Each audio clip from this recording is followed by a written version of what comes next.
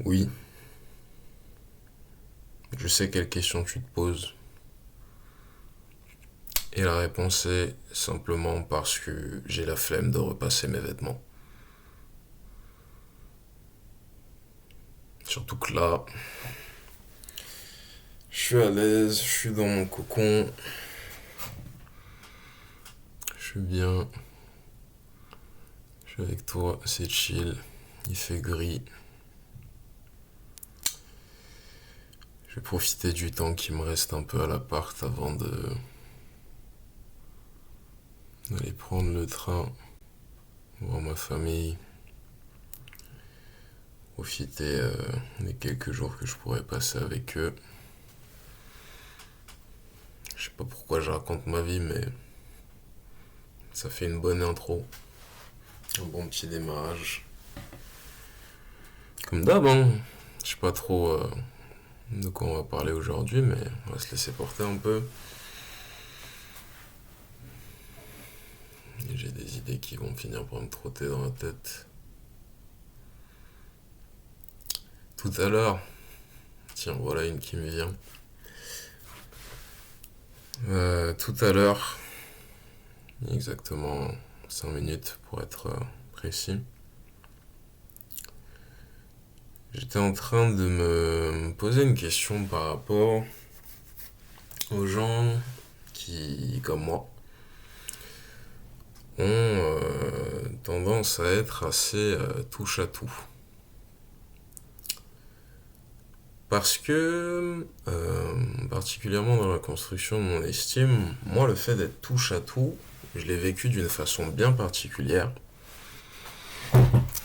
Et je vais vous parler un peu de comment j'ai vécu la chose, des enseignements aussi que j'en ai tirés aujourd'hui à l'âge adulte. Et, et j'espère que ça résonnera avec certaines personnes parce que il y a des choses comme ça qui sont que je pense très spécifiques à ma perspective parce que ce ne sont pas nécessairement des sujets de conversation que j'aborde avec la majorité des gens qui sont autour de moi. Et je pense des fois qu'il y a des expériences qui nous semblent extrêmement singulières, qui sont en réalité peut-être assez communes. Et simplement que ce sont simplement des choses dont on ne parle pas, c'est des choses autour desquelles moi en tout cas j'ai eu très peu de conversations, mais je vais, je vais en parler là. Le fait d'être un peu touche à tout, le fait, j'ai toujours eu beaucoup d'intérêts différents. Je me suis toujours intéressé à énormément de choses et c'est encore quelque chose que je fais aujourd'hui à l'âge adulte. Et quand je m'intéresse à quelque chose, quand je suis vraiment dedans, j'ai tendance à pousser le truc assez loin. J'ai tendance à vraiment vouloir y aller à fond parce que pourquoi pas en fait. Genre quand tu découvres un domaine où il y a autant d'informations, de spécificités, de comment dire. Particulièrement quand c'est des choses où il y a de l'histoire qui s'y attache, tu vois. Je trouve que c'est intéressant d'aller au fond des choses. Et là particulièrement, ce qui est en train de rythmer pas mal ma vie, c'est donc j'ai repris la musique. Il y a cette chaîne aussi. Il y a le repos, la nutrition, l'apprentissage des langues. Euh, je vais probablement me remettre à la boxe anglaise très bientôt, dans une position dans laquelle je me retrouvais pas tellement souvent, même si j'ai toujours senti que c'était quelque chose qui pouvait me parler. Et mine de rien, quand je suis en train de dire ça, je remarque que si je dois le retracer, il y a quand même pas mal de personnes qui ont pu bénéficier de mes conseils en boxe. Genre j'étais dans une position de transmission et c'est quelque chose d'assez cool pour moi parce que étant donné que je pousse le truc assez loin, avec la boxe aussi, j'ai tendance à remarquer des choses et des façons de faire et des... J'essaie vraiment de jouer avec le truc, tu vois. J'ai une approche qui est académique, mais qui reste quand même curieuse, qui reste quand même assez ludique. Et je découvre des trucs assez intéressants et j'ai l'impression qu'on commence à m'accorder un certain crédit par rapport à tout ça et c'est très gratifiant d'être dans cette position-là. Je suis parti, je sais pas où, mais bref. Donc, j'ai tendance à toucher à pas mal de choses. J'ai toujours eu tendance à toucher à pas mal de choses et à le faire, vouloir en tout cas, être dans une dynamique de le faire vraiment très bien. J'ai envie de devenir un expert dans tous les domaines auxquels je m'intéresse. Et je dis pas nécessairement que je mets la même quantité d'énergie pour tout en même temps, mais en tout cas, l'objectif reste le même. J'ai envie d'être un expert, si on peut en parler de cette façon-là, en boxe. J'aurais envie de me remettre au football.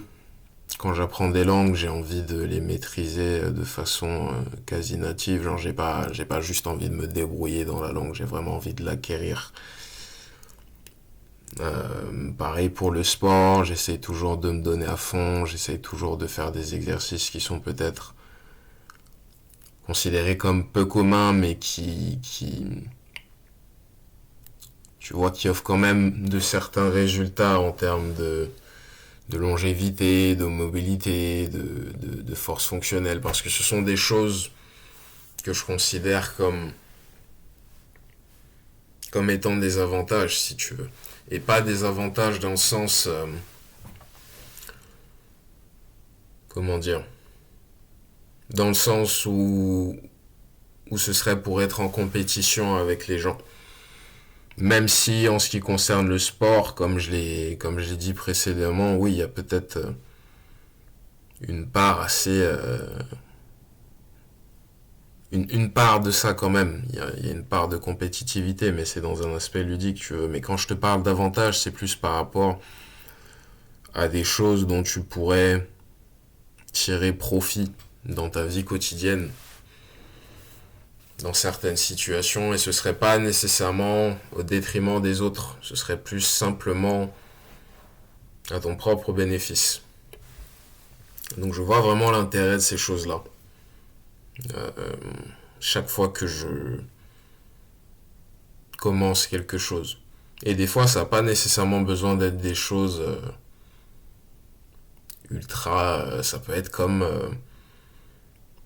genre, j'aime bien m'intéresser, je fais pas mal de grilles de Sudoku, je m'intéresse... je savais comment résoudre un Rubik's Cube. J'ai appris à résoudre un Rubik's Cube, j'ai oublié parce que c'est un truc qu'il faut pratiquer, mine de rien, mais c'est quelque chose... Tu vois, c'est juste des petites conneries comme ça où si tu peux te l'enseigner, pourquoi pas, quoi. Tu sais pas toujours ce que tu gagnes avant de maîtriser le truc, mais aborder la chose, je trouve, avec une certaine curiosité, ça rend ça vraiment, vraiment, je trouve, beaucoup plus pertinent. Et ça veut dire accepter d'aller à son rythme, et ça veut dire accepter de faire énormément d'erreurs et de toujours, en fait, revenir avec une forme d'humilité. J'ai eu des fois aux entraînements de boxe où je me suis fait déchirer. Des fois où j'étais sonné, j'ai eu des dents fêlées, j'ai eu des étourdissements, j'ai eu tout un tas de trucs. Et d'ailleurs, petite parenthèse, moi c'est ce qui fait que je recommande pas particulièrement la boxe compétitive. Je dirais jamais, je n'irai jamais dire à qui que ce soit de s'interdire de faire quoi que ce soit, mais la boxe en tant que discipline, les sparring c'est cool. Les sparring c'est vraiment très cool Vous pouvez travailler la technique dans un environnement où, voilà, il y a quand même un peu d'adversité. Mais sur le long terme, le jeu en vaut pas la chandelle, je pense, compétitivement. Il y a trop de chocs au cerveau, il y a trop de... J'ai vu trop de gens, en fait, payer le prix de cette vie sur le long terme. Et je recommande la boxe anglaise et les sparring, plus ou moins appuyés pour, voilà, se mettre dans l'adversité et apprendre à dépasser ces obstacles-là. Mais la compétition, le haut niveau, l'objectif c'est d'éteindre. Donc, de la même façon que vous voulez éteindre le mec en face de vous, le mec en face de vous veut vous éteindre. Ou la meuf. Vous faites ça suffisamment longtemps, vous faites éteindre suffisamment de fois, il y a plus tellement de lumière à allumer au bout d'un moment. Donc c'est une petite parenthèse. Mais je vous raconte tout ça pourquoi. Je vous raconte tout ça parce que quand je commence à remarquer que j'ai un certain niveau dans quelque chose et que j'ai une certaine affinité qui se crée avec un domaine, en tout cas jusqu'à cette période de ma vie, le réflexe a toujours été, très inconsciemment et conséquence, un symptôme je pense aussi d'années de formatage appuyé autour de l'argent et du fait de chercher à capitaliser le moindre de nos intérêts. Et si c'est quelque chose qui est en alignement avec notre propre approche de la chose, tant mieux, je vois pas pourquoi il faudrait s'en priver. Mais c'est vrai que je commençais à avoir l'impression qu'il fallait que je monétise ou qu'il fallait que j'exploite euh, jusqu'à l'os presque en fait le talent et l'affinité et le plaisir que j'avais dans certaines disciplines. Et il y a un moment où ça a commencé à devenir un peu bizarre. Parce que si vous voulez, et j'en ai grandement parlé en ce qui concernait la musique, il y a un moment où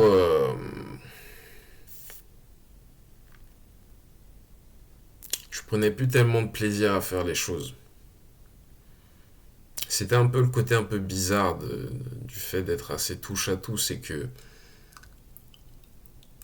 tout était tellement centré autour de ok, comment est-ce que je pouvais exploiter ça à mon avantage financier.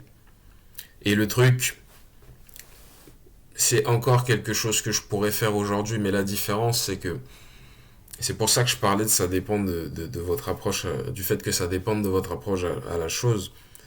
C'est qu'il y a une différence entre vouloir créer quelque chose à partir de ça et à vouloir combler, si vous voulez.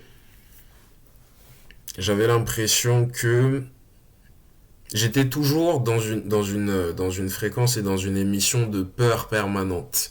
Et entre guillemets, les choses que je commençais à toucher devenaient des sortes de boucliers, devenaient des sortes de distractions, devenaient des sortes de chimères, entre guillemets, que c'était ça qui allait m'apporter la paix, que... Et tout, j'ai commencé à considérer tous les intérêts que j'avais comme les choses qui potentiellement pouvaient m'apporter la paix, mais pas nécessairement d'un point de vue où du point de vue où c'est le fait de pratiquer, c'est le fait de créer, c'est le fait de juste profiter de l'activité qui m'apporte ça, mais parce qu'il y avait quelque chose à en tirer derrière. Et en soi, il y a toujours quelque chose à en tirer derrière, et c'est même très cool qu'il y ait quelque chose à en tirer derrière. Mais c'est très différent d'aller chercher ces choses-là parce qu'on est en train de fuir ce qui est en face de nous, et d'y aller par motivation, par inspiration.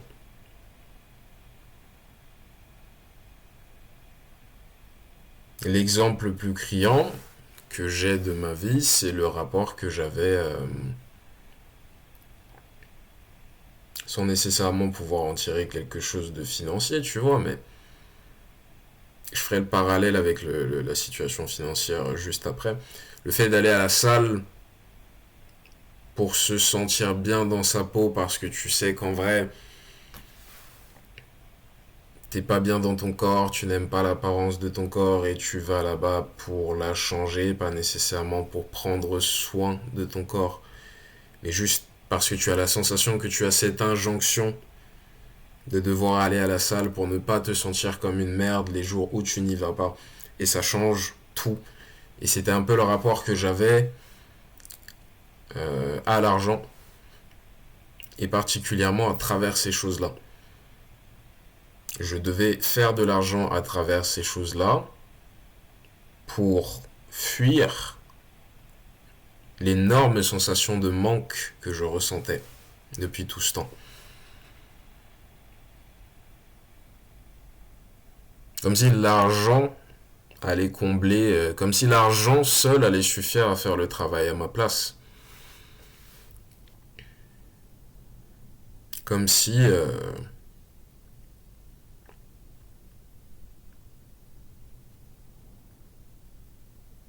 c'était à ça, comme si c'était à ça que toute entreprise créative était perpétuellement destinée.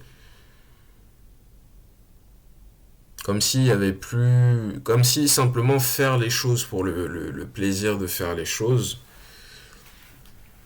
c'était moins valable, c'était moins important que ce que tu pouvais en tirer. Et ça m'a dégoûté d'un paquet de trucs. Mais ça m'a aussi maintenu. C'est particulier, ça m'a maintenu motivé, je dirais, pendant une période de ma vie. Et puis ensuite, il a vraiment fallu détacher, réussir à détacher, si tu veux, le bien-être des circonstances extérieures. Tu sers sinon, franchement, tu sers.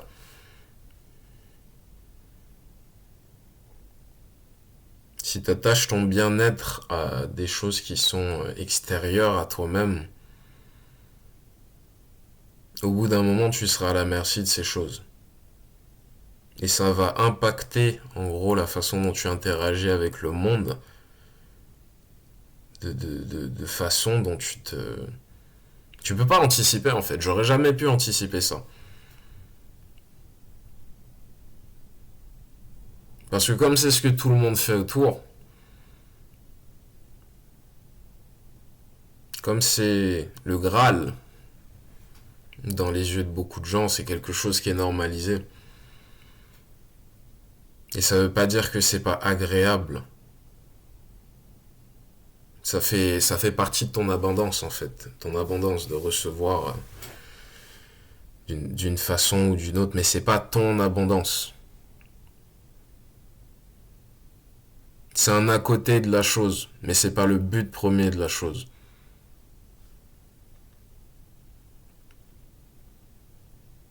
Et je dis ça, comme je l'ai dit, moi, c'est ce que je ressentais en tant que touche à tout, mais je pense que ça va aussi pour les personnes qui, tu vois, ont un objectif bien précis.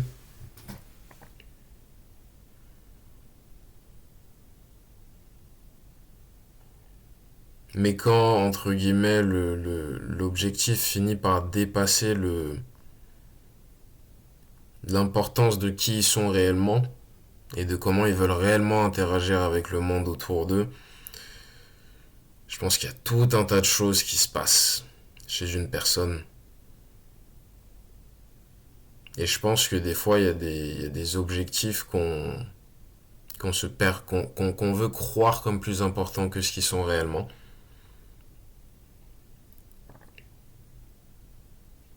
Je pense que c'est ce qui fait que notre monde physique est comme il est aujourd'hui.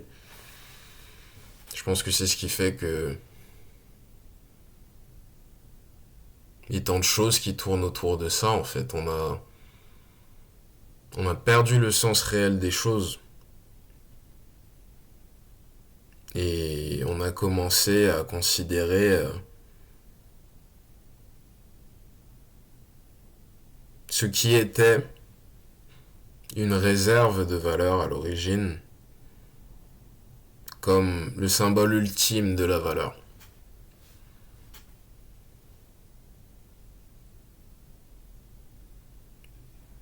C'est pas grave de faire des trucs pour soi, hein. C'est pas grave de faire des dessins que tu montreras jamais à personne.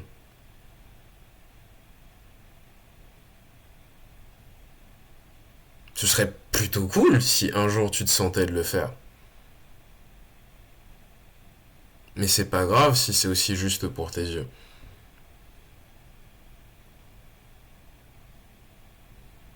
Parce que quand on partage qui on est, je pense qu'il faut vouloir le faire sincèrement. Et vouloir le faire sincèrement, ça veut pas nécessairement dire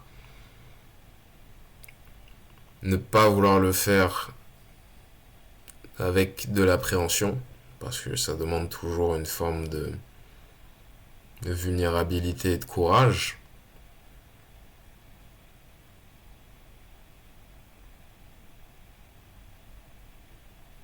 Mais c'est mieux d'arriver à un point où on se sent suffisamment à l'aise avec soi-même pour se montrer.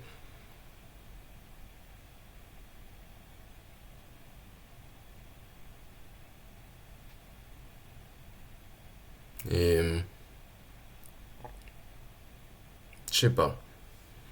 C'est important, il y a des activités qui... Tout le monde a droit à son jardin secret, en fait, si tu veux.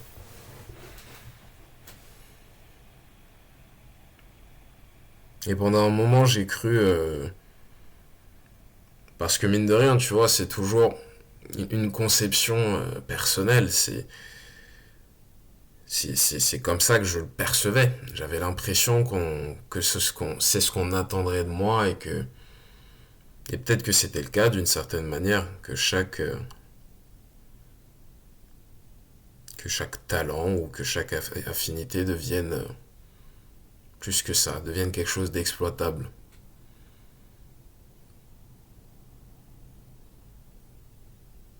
Je pense qu'il y a tellement d'exemples aujourd'hui de personnes qui ont tout fait en gros pour exploiter leurs dons, ont, et pas dans le bon sens. Dans le sens où ils ont été prêts à mentir, à commettre des actes de violence,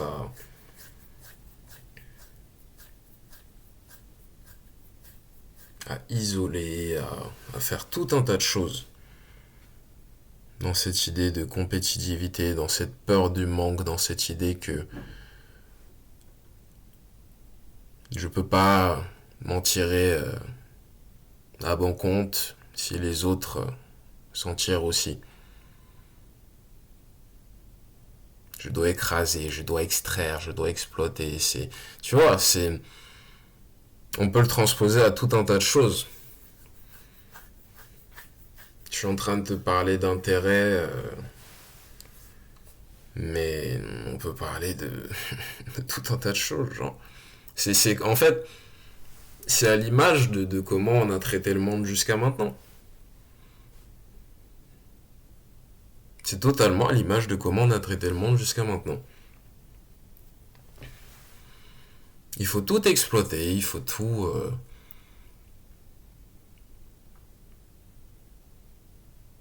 Et je dis pas, il y a des choses à exploiter, il y a des choses dont il est logique de tirer profit, mais avec un certain respect, avec une certaine mesure, avec une certaine conscience de ce qu'on fait, de ce qu'on découvre. Et des conséquences potentielles, avec un sens de responsabilité, si tu veux.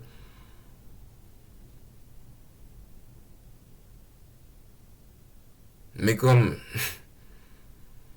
le monde est motivé par la peur du manque, et paradoxalement,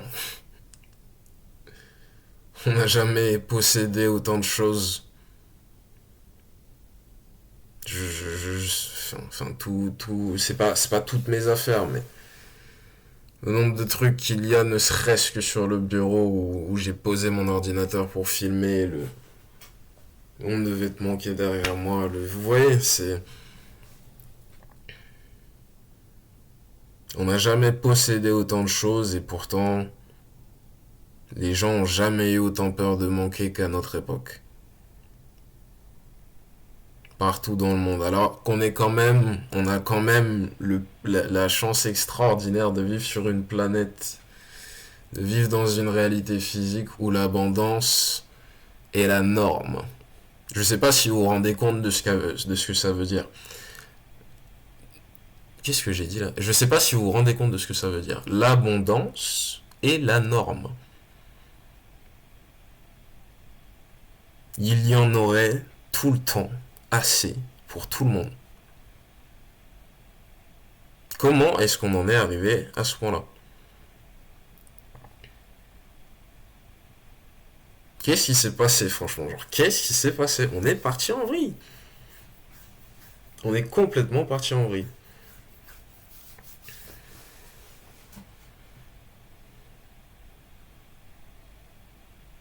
En fait, c'est marrant parce que un autre truc que j'ai à vous partager, c'est l'un des exemples les plus criants pour moi de ça, et ça me le fait à chaque fois que j'y vais, c'est juste, en fait, les supermarchés.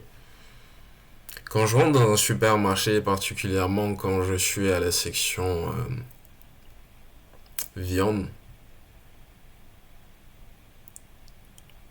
je rigole parce que,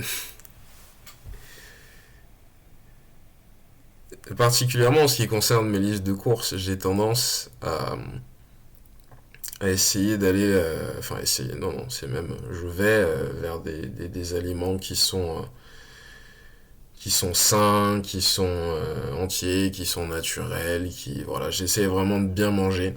La plupart du temps, j'ai la petite sucrerie de temps en temps, mais 95% de mon alimentation, c'est de la bonne bouffe, quoi, et j'y fais vraiment attention.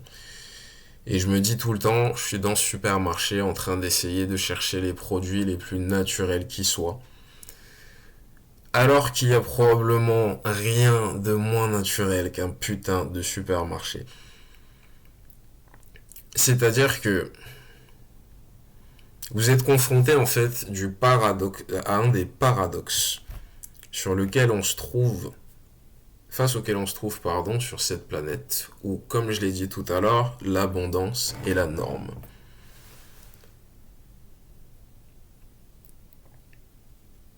Vous devez, en gros, payer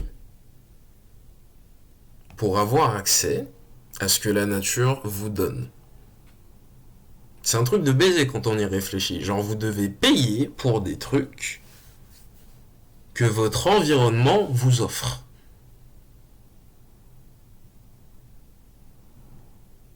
C'est un truc de baiser. Et je sais ce que vous allez me dire parce que j'ai cette conversation souvent avec ma petite bulle et ma petite bulle me dit oui, mais tu comprends, c'est pour payer le travail des personnes qui le font et tout. Et c'est vrai qu'aujourd'hui, je suis bien contente de pouvoir avoir ce confort, entre guillemets. Et je me dis, et je lui dis tout le temps, mais d'accord, je comprends, tu payes le labeur de quelqu'un d'autre. Mais entre guillemets, si on était tous dans une optique où ce que cette personne sait nous était enseigné, si on apprenait juste à faire pousser notre propre bouffe, à faire ce qui vient naturellement en fait, à chaque être vivant, à la majorité des êtres vivants, sauf nous les êtres humains, principalement du monde occidental, non, nous non.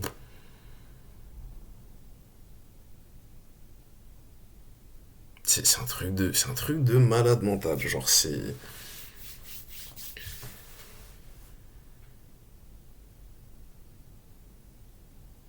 Qu'est-ce qui nous dit en fait que ce serait pas plus confortable de savoir s'occuper de ça nous-mêmes? Parce que ce qui fait que c'est confortable aujourd'hui, bah, c'est que c'est familier. C'est que c'est ce qu'on connaît. Mais celui qui a toujours appris à respecter son environnement, à faire pousser ses propres trucs, à récolter, à recevoir. En fait, celui-là, il entretient un rapport avec la nature qui fait qu'il ne peut pas exploiter comme on l'a fait jusqu'à aujourd'hui. Il peut pas.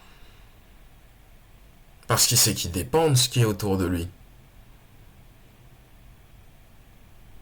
Donc il traite avec une certaine forme de respect, avec une certaine forme d'humilité, il honore, il reçoit, il est dans la gratitude de ce qui est autour de lui. Il est dans la préservation de ce qui est autour de lui. Et s'il décide d'exploiter, s'il décide de prendre, c'est avec honneur, c'est avec conscience de ce qui est pris.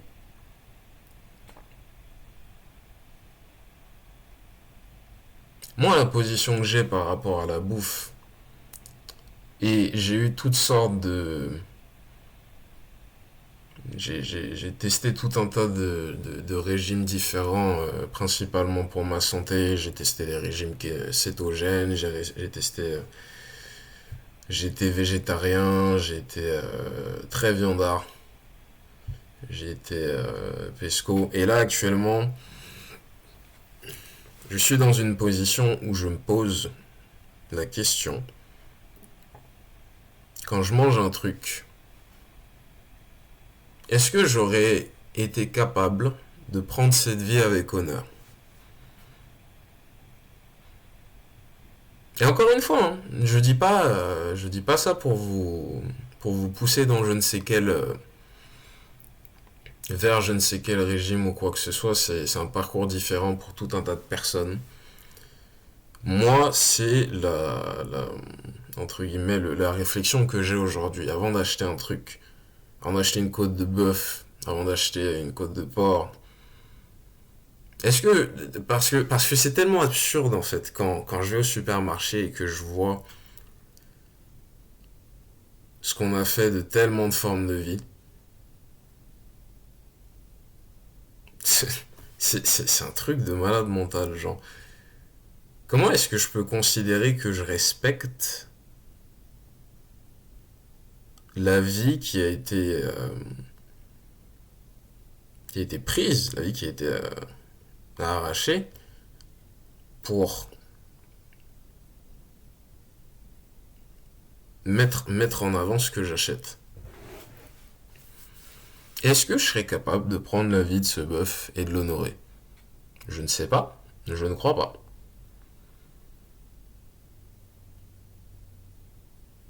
Et je sais il y a tout au long de l'histoire eu des peuples, et il y en a encore aujourd'hui, qui le faisaient de cette façon-là. Qui chassaient, qui tuaient, qui élevaient, mais quand ils prenaient la vie, ils connaissaient la valeur de la vie. Ils savaient réellement ce que ça représentait. Moi, je sais pas ce que ça représente. Quand je vais chez Auchan et que j'achète mon carton de poulet en promo, 1 kilo pour 3,99. Voilà ce que ça représente. 3,99. Vous imaginez, sérieusement?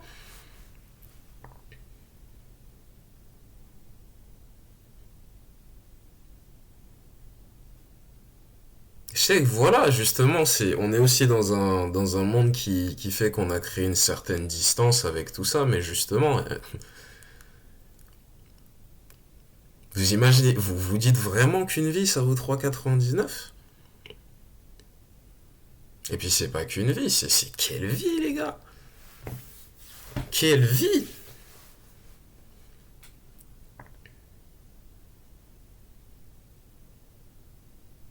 Tu vois, je regarde le monde autour de moi et en parallèle justement au monde interne,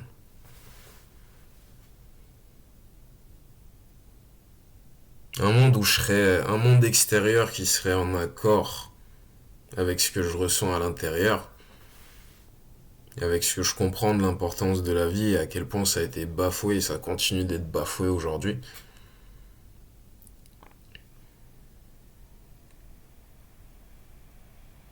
Je sais que c'est pas à ça que ça ressemblerait. Et je peux pas l'ignorer. Encore une fois, c'est même pas question d'être placé sur un piédestal de la morale ou quoi que ce soit. J'en ai bouffé de la viande. Hein. J'en ai bouffé. J'ai mangé un bon magret le mois dernier. Hum, hum. Mais justement, genre cette réalisation elle est assez récente et je me rends quand même compte qu'elle est, elle est quand même liée à tout un tas de choses qui me posent problème autour de moi. Et je pense que notre monde il est comme il est aussi parce que une bonne partie d'entre nous, bon, on peut se dire que ça dépend d'une poignée d'entre nous qui tire les ficelles, ceci, cela, mais les gars en vrai, soyons sérieux 2 minutes. Soyons sérieux 2 minutes. Pour que le monde y change, il y a des choses qui doivent aussi grandement commencer à l'échelle individuelle. Et je dirais même que c'est probablement l'une des, sinon la seule façon. Parce que manifester c'est bien, faire des trades c'est bien,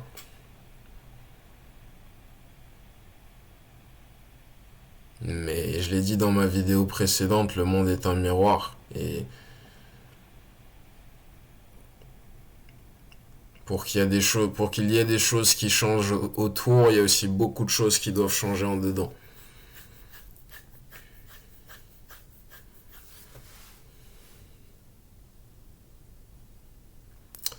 Donc voilà, on en est à 37 minutes de flow très libre d'idées. J'aime beaucoup ce que je fais réellement. Voilà, j'aime. À l'heure où je vous parle, hein, j'ai 8 abonnés. La dernière vidéo que j'ai postée, il y a une seule vue à peine, mais putain, ça fait du bien. Ça fait beaucoup, beaucoup de bien. Et tu vois, ça illustre totalement ce que je disais. J'ai pas besoin que ce soit plus que ça. Pour l'instant, en tout cas. Et si ça le devient, ce sera pas. Je l'espère en tout cas. Je préfère que ce ne soit pas par nécessité. Je préfère recevoir. Donc, 8 abonnés, 1000 abonnés. J'espère que j'ai l'intention en tout cas de prendre toujours autant de plaisir à faire ça. Bisous, prenez soin de vous.